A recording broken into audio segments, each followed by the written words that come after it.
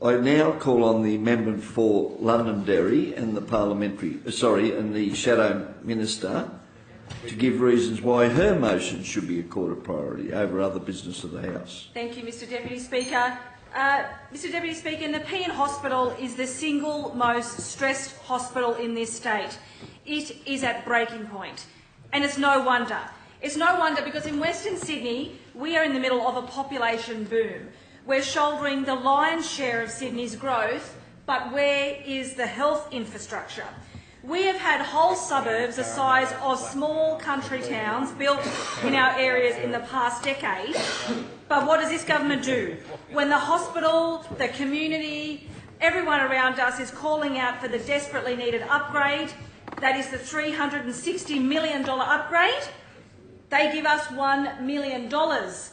And then they build a $50 million pedestrian bridge. It really gets us asking, just where are this government's priorities?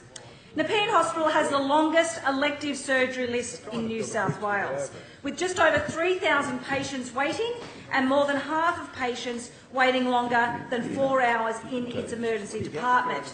Pregnant mothers being sent to Katoomba to have their babies, roofs collapsing. And I, like my colleague from the Blue Mountains behind me, were both constantly inundated with stories of real people waiting hours and hours for treatment, sick with their children, putting even more pressure on our overworked health professionals.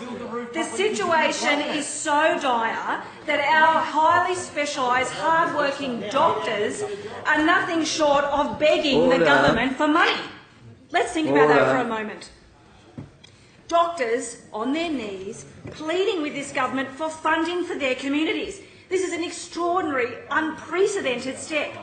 We are absolutely desperate, said Dr Nepean, the acting head of the hospital's intensive care unit.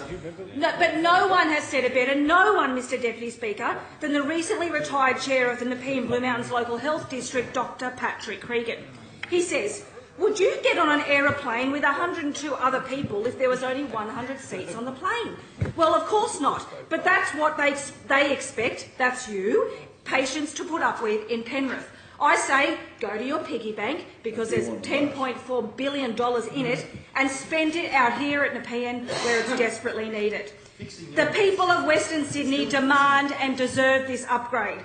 And hundreds of them will rally on Sunday to call on you to fund it.